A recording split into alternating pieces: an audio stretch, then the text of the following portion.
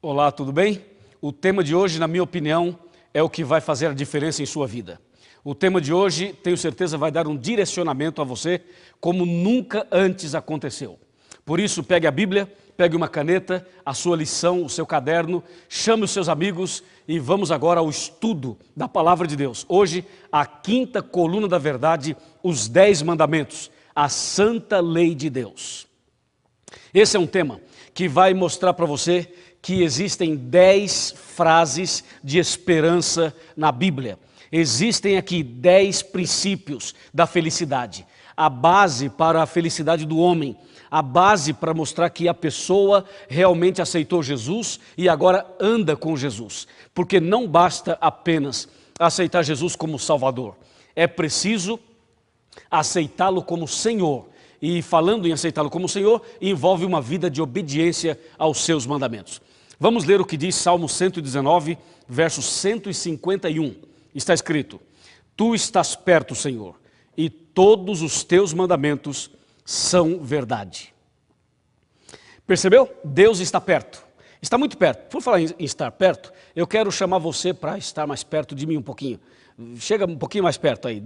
Mais perto, né? Está muito longe. Um pouquinho mais perto, olhe no meu rosto, nos meus olhos. Porque é o seguinte, você já ouviu dizer por aí que a lei de Deus foi abolida? Já ouviu alguém falar por aí que os mandamentos de Deus acabaram? Pois é, eu também já ouvi.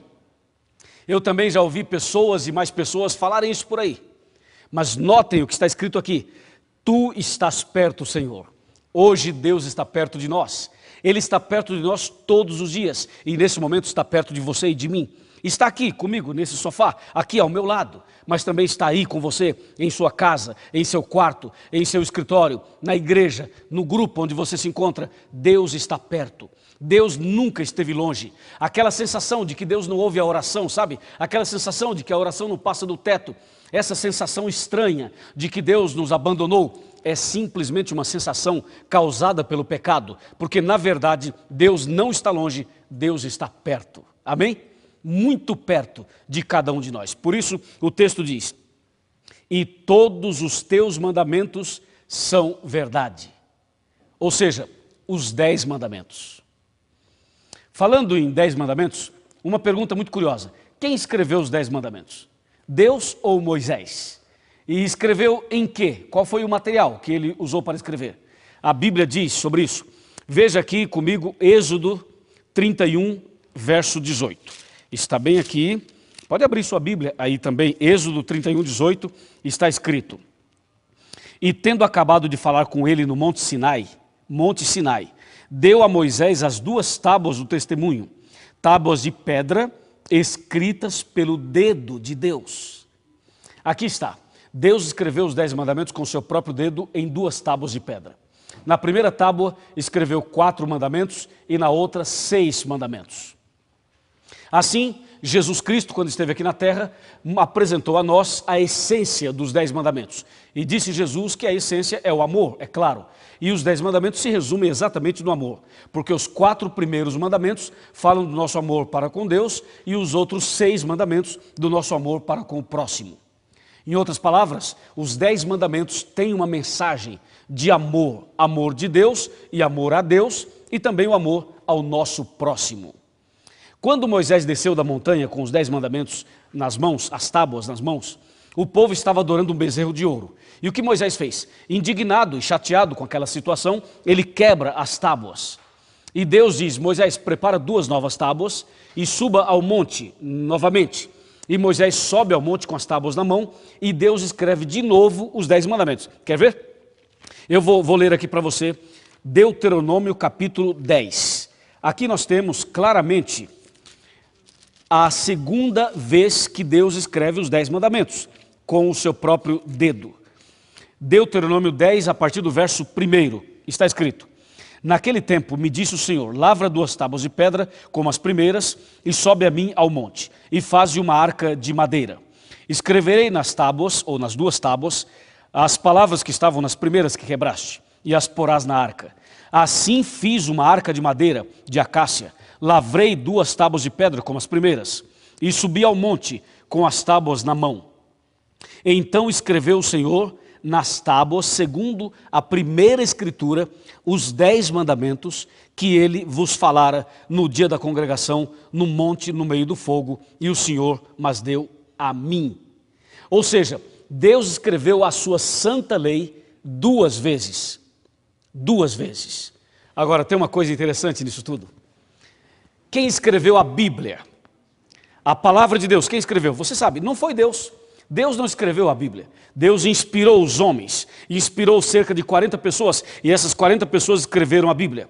E você sabe, a Bíblia Sagrada é a palavra de Deus. Aqui dentro, nós temos a direção divina. Deus não escreveu, Deus inspirou. Na história bíblica, nós podemos destacar 3 momentos em que Deus escreveu alguma coisa. A primeira é exatamente no Monte Sinai. Ele escreve os 10 mandamentos. Essa é uma coisa que Deus escreveu. Um segundo destaque foi exatamente em Babilônia, numa grande festa de orgia, quando Beltesazar estava coordenando uma festa totalmente contrária à palavra de Deus. E naquela noite aparece a mão de Deus e escreve numa parede, em aramaico, Mene, Mene, Tekel, Ufarsim. Aquela frase era uma frase de juízo, uma frase de definição da vida daquelas pessoas. Este é um segundo momento. E um terceiro momento foi quando Jesus esteve aqui na terra e Jesus Cristo escreveu na areia os pecados das pessoas que queriam apedrejar a Maria Madalena. Vejam que ao escrever os pecados, ele escreve na areia, mas ao escrever seus mandamentos, ele escreve em pedra. Sabe por quê? Porque Deus não tem interesse em registrar os seus pecados. Ao escrever os pecados na areia, ele queria dizer o seguinte: quando vem a chuva e o vento apaga, mas a lei tem que ser escrita em pedra, porque pedra é símbolo de eternidade, e os seus mandamentos são eternos, porque Deus é eterno e a sua lei é eterna. Então é assim, é por causa disso que ele escreve a lei em pedras, tábuas e pedras. E depois entregou a Moisés. Agora, qual é a mensagem dos 10 mandamentos? O que de fato está escrito na lei? Eu convido você a abrir a Bíblia comigo e pela primeira vez nesse seminário nós vamos ler os 10 mandamentos. É um momento emocionante, sabia? Porque vamos ler não palavras de um poeta, não palavras de uma pessoa famosa aqui da terra. Nós vamos ler agora as palavras de Deus, os 10 mandamentos que Deus escreveu com seu próprio dedo em 2 tábuas de pedra. Deus desceu do céu, veio em cima de uma montanha, o monte fumegava e tremia, a montanha encheu-se de fumaça, os anjos estavam ali, formando uma nuvem de testemunhas, como diz o livro de Atos. E Deus, em meio a esta cena, o monte tremendo, os anjos ali, aquela cena incrível, Deus aparece e escreve os 10 mandamentos. Foi maravilhoso o que aconteceu no Monte Sinai. Hoje você ouve falar de campanhas do Monte Sinai. As pessoas falam do Monte Sinai como prosperidade, mas não falam da lei, não falam dos mandamentos, não falam dos princípios que Deus deixou ali, os 10 princípios. Deus desceu na montanha para escrever. Se isso não fosse importante, Deus não teria feito isso. Deus não teria descido na montanha para escrever os 10 mandamentos. E agora eu convido você a abrir a Bíblia comigo em Êxodo 20. Êxodo é o segundo livro da Bíblia. Aqui nós vamos ler exatamente o que Deus escreveu com o seu próprio dedo. Isso é tão incrível, tão importante, que eu gostaria que o Brasil inteiro parasse. Eu gostaria que todo mundo parasse agora e se concentrasse, porque vamos ler o que Deus escreveu. O que Deus escreveu.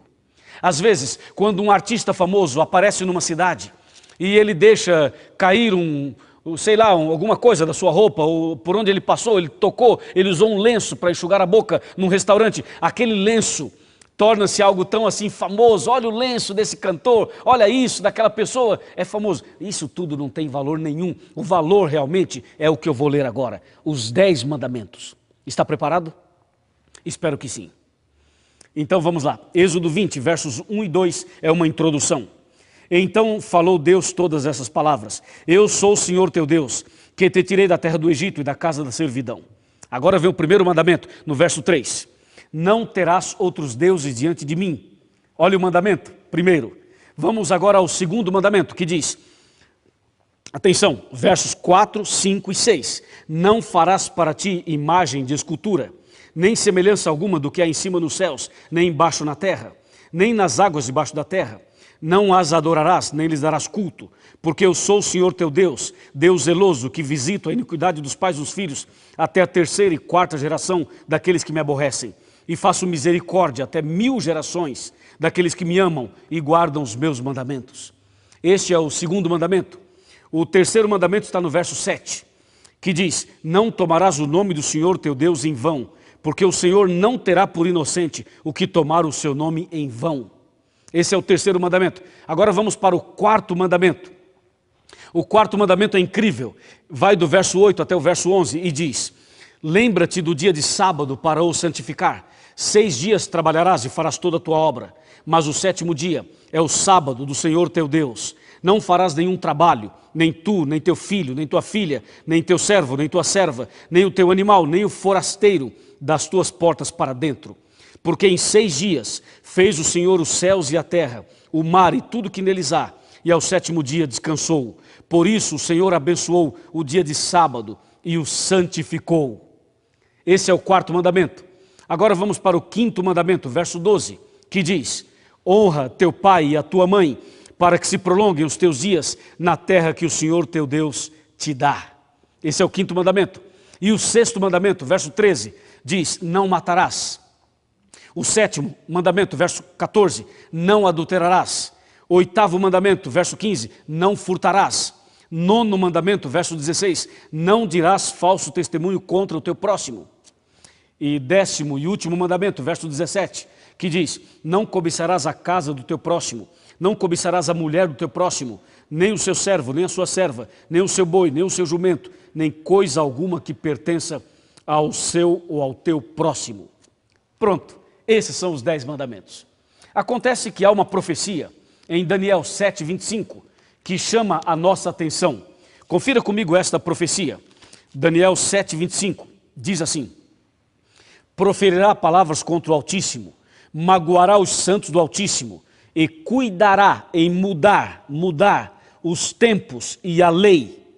Veja, a Bíblia diz que alguém cuidaria em mudar os tempos e a lei. Quem será que mudaria os tempos e a lei? Quem será? Será que Deus mudaria? Nós poderíamos perguntar a Deus: será que Deus mudaria os tempos e a lei? Se nós fôssemos para Malaquias é o último livro do Velho Testamento, antes de Mateus. Veja o que diz Malaquias capítulo 3, verso 6. Porque eu, o Senhor, não mudo, por isso vós, ó filhos de Jacó, não sois consumidos. Portanto, Deus não mudaria a lei. Ele diz: eu sou o Senhor teu Deus e não mudo. Então Daniel diz: alguém vai mudar os tempos e a lei. Deus diz: não sou eu, porque eu não mudo. Amém? Quem sabe Jesus mudaria os tempos e a lei, como muitas pessoas dizem, como membros, pastores, missionários, sacerdotes, e estão dizendo por aí que Jesus aboliu a lei. Vamos ver se Jesus aboliu a lei? Vamos ver o que diz aqui o Evangelho de São Mateus, capítulo 5, verso 17. Presta atenção, olhe bem nos meus olhos, olhe bem no meu rosto, chega pertinho de mim, quero te falar e mostrar na Bíblia o que Deus fala sobre Jesus e a lei, para nunca mais ter dúvidas, ok? Observe aqui, Mateus 5, verso 17. Não penseis que vim revogar a lei ou os profetas. Não vim para revogar, vim para cumprir. Amém? Então Jesus diz: eu não vim revogar a lei. Deus diz: eu não mudo. Jesus diz: eu também não vim mudar. Ora, se Deus não muda, se Jesus não muda, se o Espírito Santo não muda, como entender Daniel 7:25 que diz: alguém vai mudar os tempos e a lei? Mais uma vez, nós voltamos um pouco ao passado, à história, e percebemos que aquela mulher de Apocalipse 17, lembra? Aquela prostituta, ela iria prostituir a verdade, ela iria prostituir os mandamentos, ela iria mexer, transformar, adulterar, mudar a lei, como diz Daniel 7:25. Satanás usaria aquela mulher, aquela igreja, a igreja romana, o poderio de Roma, e eles mexeriam na lei, como de fato aconteceu. Você sabe que no dia 7 de março do ano 321, Constantino, o grande imperador romano, ele faz o primeiro decreto, assina o primeiro documento, mudando um dos 10 mandamentos, mudando o 4º mandamento, que fala do sábado. Ele adultera este mandamento e diz que o dia venerável, o dia de guarda, o dia de descanso, é o primeiro dia da semana, é o domingo. Isso ocorreu no dia 7 de março do ano 321. Mais tarde, esse decreto dominical, essa lei dominical colocada por Constantino, se transforma num mandamento, e esse mandamento é colocado no catecismo romano. Se você pegar o catecismo da igreja romana, você vai perceber que ali está o adultério aos mandamentos, a prostituição aos mandamentos, como diz Daniel 7:25 e como aparece em Apocalipse 17. Ou seja, você pegando o catecismo, você percebe que o segundo mandamento que fala das imagens, esse mandamento foi tirado. No catecismo não tem o mandamento das imagens. Mas não é somente isto. Você percebe também que no catecismo romano, o quarto mandamento que fala do sábado foi trocado por um outro mandamento que fala do domingo. E mais, o 10º mandamento foi dividido em 2. Assim, o segundo, o quarto e o 10º mandamento foram literalmente adulterados, foram descaradamente mudados. E hoje, igrejas evangélicas, igrejas em geral, aceitam o mandamento adulterado, prostituído, que a igreja de Roma estabeleceu. Assim, você percebe que hoje a venda de imagens tornou-se um grande comércio, e a Bíblia diz, não faça imagem e não se curve diante delas. Você percebe que hoje guardar o sábado é muito difícil porque a sociedade, o comércio, as empresas, os empresários, eles focam muito no sábado. Mas Deus disse para guardar o sábado. Acontece que os homens mudaram esse mandamento, adulteraram, prostituíram esse mandamento e jogaram a verdade por terra. A Bíblia diz, jogou a verdade por terra, fez isto, pisou na verdade, fez isso e prosperou. Daniel 8:12. Por isso, nós estamos aqui fazendo esse estudo bíblico, mostrando para você que, embora isso tudo tenha acontecido, nem tudo está perdido. Deus tem um povo na terra que guarda os mandamentos. Deus tem uma igreja na terra que defende o princípio da lei. Deus tem na terra um movimento profético. Apocalipse 14, verso 12, diz claramente assim, senhores. Ouça, leia, veja por você mesmo. Apocalipse 14, 12. Aqui está a perseverança dos santos, aqui estão os que guardam os mandamentos de Deus e a fé em Jesus. Amém? Você quer fazer parte desse povo que guarda os mandamentos de Deus? Você quer fazer parte desta igreja que aceita os mandamentos de Deus? Você aceita os princípios da lei? Você quer Jesus no coração? Você quer andar na verdade? Ou você quer ficar no engano, na mentira lá fora? Você quer realmente seguir os princípios de Deus? Então aqui é o seu lugar. Aqui é o caminho, Jesus é o caminho, Deus tem um povo. Agora Deus também disse, sabe o que Deus disse? Aquele que diz, eu conheço a Deus, mas não guardo os seus mandamentos, é mentiroso e nele não está a verdade. E você sabe, o pai da mentira é Satanás, João 8:44. E quem diz que conhece a Deus e não guarda os mandamentos é mentiroso, 1 João 2, verso 4. Jesus quer você como um cristão verdadeiro. Jesus me quer como um cristão verdadeiro. Jesus quer restaurar a verdade dos mandamentos no seu coração. Jesus quer restaurar a verdade da lei na sua vida. Jesus quer que você seja um fiel guardador dos seus mandamentos. Nós guardamos a lei não para sermos salvos, nós guardamos a lei porque Jesus nos salvou. Nós guardamos os 10 mandamentos não para sermos cristãos, e sim porque somos cristãos. Nós guardamos a lei de Deus não para sermos, mas porque somos. Cristo nos salvou na cruz e por isso guardamos a sua lei. Não pense você que o adventista é legalista, porque não é. Não pense você que nós somos seita, porque nós não somos. Não pense você que nós guardamos a lei para irmos para o céu, não é assim. A gente guarda a lei porque Jesus nos salvou. É uma demonstração de gratidão. Assim como a luz brilha para ser luz, brilha porque é uma luz e não para ser uma luz, percebeu? Assim, a laranjeira produz laranja, não para ser uma laranjeira, mas porque é uma laranjeira. A macieira produz maçã, não para ser uma macieira, mas porque é uma macieira. E nós guardamos a lei, não para sermos cristãos, mas porque somos cristãos. Não para sermos salvos, mas porque somos salvos. Que tal? Amém? É isso que você entendeu? Você quer a verdade? Ah, pastor, mas é difícil. Eu sei que é difícil. Mas eu pergunto, qual caminho leva para o céu? O largo ou o estreito? É o estreito, então é difícil. Mas tem uma coisa, segura na mão de Deus. Sabe aquela música que diz, segura na mão de Deus?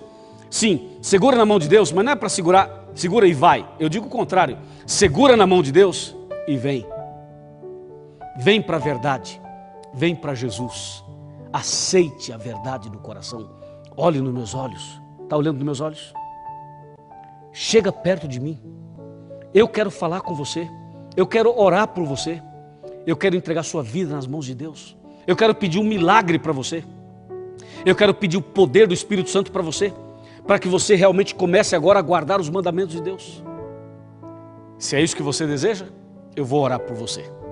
Vamos falar com Deus? Curve a cabeça, feche os olhos, vamos falar com Deus. Senhor nosso Deus, obrigado por esta decisão. Obrigado porque essa pessoa decidiu guardar os teus mandamentos e andar na verdade. Eu entrego esta pessoa sob os teus cuidados, esta mulher e este homem, e que o poder do Espírito Santo esteja sobre ela, sobre ele e sobre nós hoje, em nome de Jesus. Amém.